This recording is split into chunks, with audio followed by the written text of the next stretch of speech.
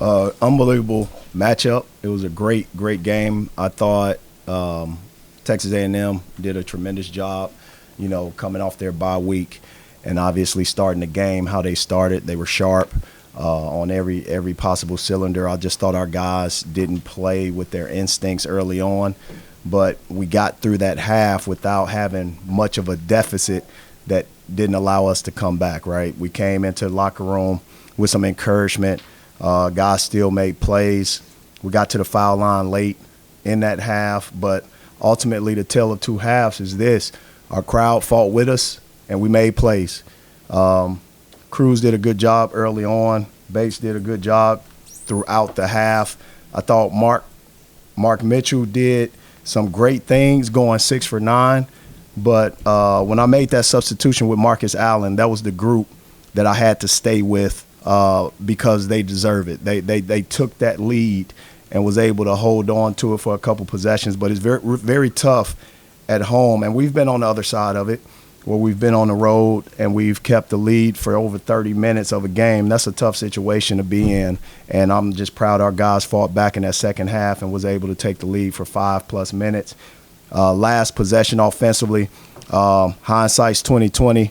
I could have taken the timeout. I had one to burn. I just thought, we were going to be able to get to something, but, our spacing got a little congested, and we had to throw up a tough shot, and that's on me, and they were able to execute.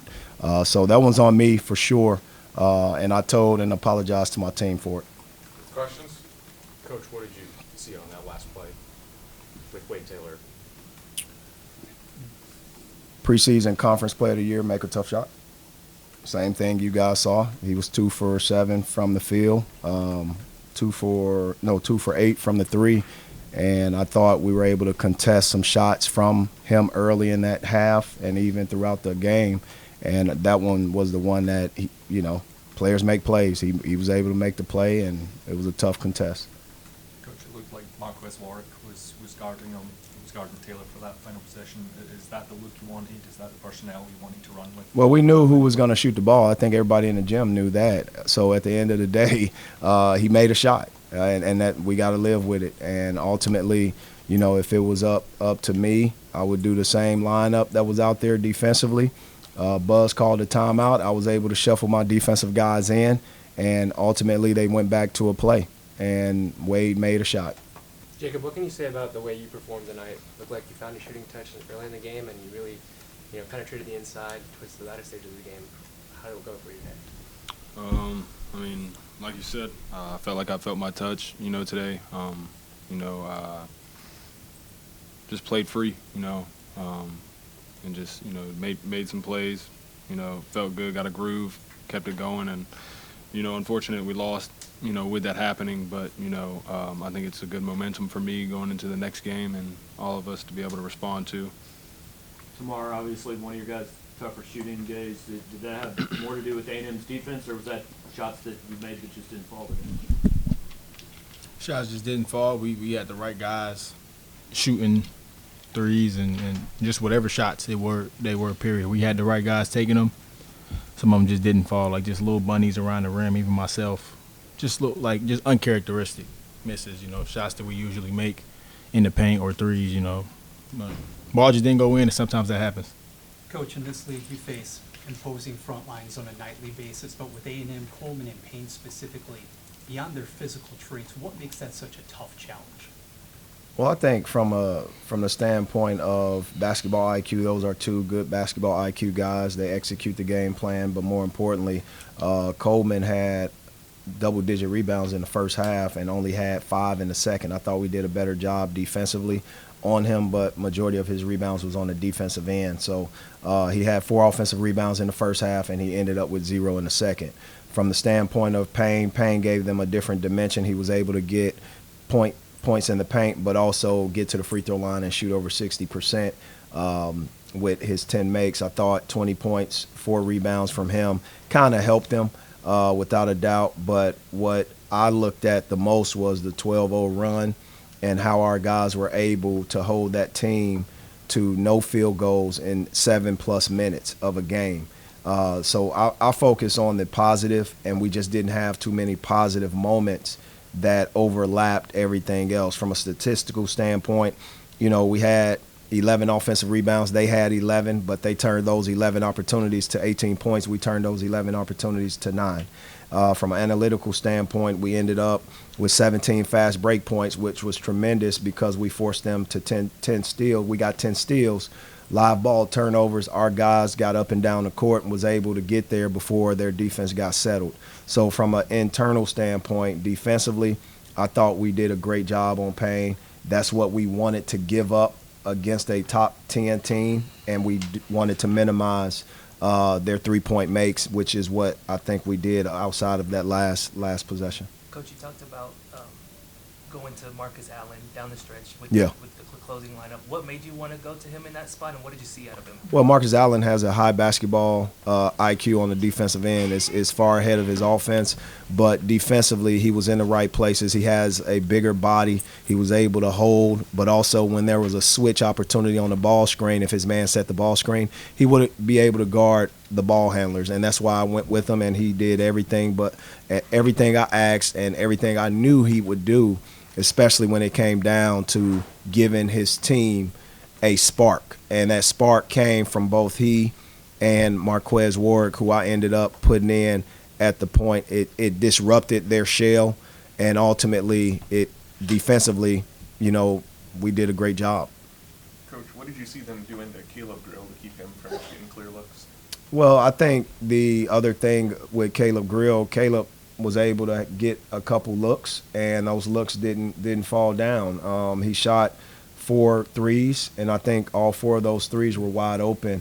But the gravity of which Caleb Grill played and was on the court was more important than the points. He spaced the court for Tamar. He spaced the court for Cruz to be able to operate, in addition to Marquez Warwick, in addition to Tony Perkins. So those things helped our offense, him on the court. If they aren't going to play 5-on-5 basketball and then just concentrate on Grill. Grill did a great job staying patient, setting screens, being able to move, and didn't force anything to my knowledge. And I thought the other guys were able to capitalize on it. But when he was open, I thought we got him an extra look. We were able to get him shots, and I just think our crowd was ready to explode if one of those threes were going to go down. Coach, they are one of the best second-chance teams in the country, Yeah. as well as one of the best teams in the country at generating free throws.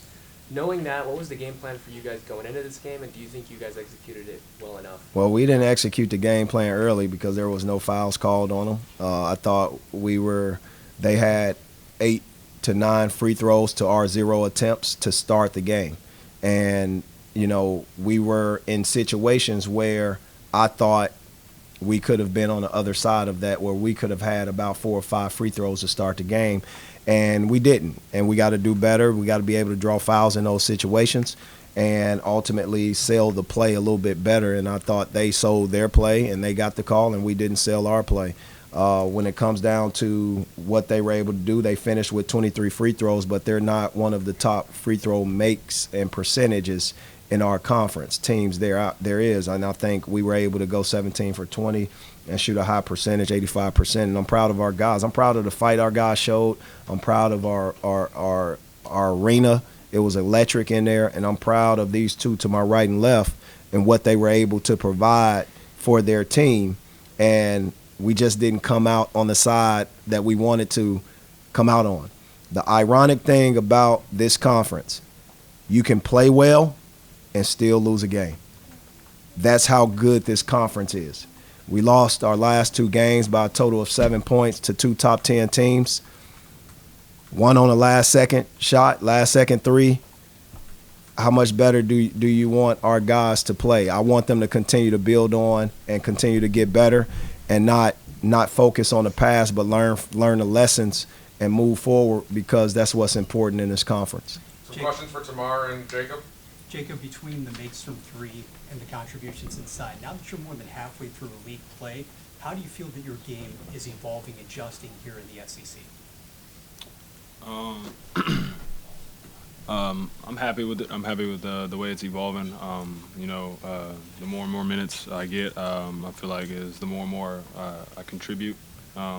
like I said, it's great that I'm able to be in there and have the opportunities I have, and I'm just trying to make the most of it. And I think I did a great job of doing that tonight. Tamar, what are the lessons you would like to see the team take away from the way the last minute of this game unfolded? The last minute? Yeah. I don't think we gave up any offensive rebounds in that last minute. So, I mean, I feel like we did a good job executing down the stretch. I mean, we wanted to do something defensively to put two on Wade Taylor, but they never came and like set a screen where we could do that. And we weren't just gonna leave somebody and just be in rotation. So, I mean, I gotta watch the film to just really be able to pick it apart a little bit more, because, I mean, from what I can think about now, it's not really too much to say. They just made a big-time shot. For Tamar and Jacob, we mentioned Marquez and Marcus giving you guys big minutes off the bench. How does that benefit you all to know that there are guys behind you that can step up, especially when needed in crunch time? I mean, we've talked about it all year. Every time we come in media, that our depth is our biggest weapon, and we understand that, and the guys that come off the bench understand that. So we know they always ready, and whenever they numbers called on, no matter how long they play, they gonna be able to give us something and just try and contribute to try and help us come out on top. I think that's a great thing is our depth. Absolutely. You never know who's going to have their night, and it can be multiple guys too. I mean, there's just so many different weapons and so many different styles of play, and we all understand that. And we're all there for each other when there is that person having their night or the couple people having their night. So, I think that just is going to go a long way for us, as we continue going on into SEC play and then tournament play as well. I don't think there's any team or there's at least very few teams that have the depth we have, and I mean, I think that's what's going to take us all the way. One last question. Coach, when a player like Wade Taylor picks up his fourth foul with about 8 minutes left, is that a directive to try to drive at him and make him pick up his fifth, or just kind of let the game come naturally? Yeah, sometimes you can spend a lot of time trying to focus on that, but if it's not in rhythm and you don't have the opportunity, then I think a really experienced player is not going to put his team in a disadvantage and pick up a fifth, and you have to understand that. I think what our guys were able to do is defend at a high level and ultimately get us back in the game, and I'm proud of them for doing that. From a strategic standpoint, they executed the game plan for about 35 to 30 minutes and not the full 40. And I thought we spent too much time trying to be perfect and not just playing with our instincts, and Texas A&M took advantage of that to start the game. We were two different teams when it came down to the start of the first to the start of the second. Two totally different approaches. And I credit our guys for regrouping in the locker room, and I think that's a positive when you're able to identify those points of growth for your team and also for individuals. We ended up, like I said, executing a game plan. We were even on offensive rebounds to one of the best rebounding teams in the country. Where we wasn't even was with the points we gave on their second chance with the points we got on our second chance. The other part of that are transition points. We were at 17, they were at 2. We were at 26 bench points. So when you look at and try to figure out where did we lose the game, it's small things, and conversion of the second chance points is one that stands out to me. And that's where Texas A&M is one of the best in the country. Not just receiving the rebounds, but also second chance points. And we wasn't able to execute how we wanted to. But we won some categories, and I'm proud of that. But 5 minutes of time where we took the lead, I thought it showed character, and our team to be able to continue to play to the final buzzer is very important, especially when you're playing a tough team as tough as Texas A&M. That's a great team. We have a great conference, and it's the best basketball around. So I'm excited to watch the film tonight and see what else we can learn, but also bounce back, and that's what's going to be important in this league. All right, thanks, guys. Thanks, MIZ. Thank you.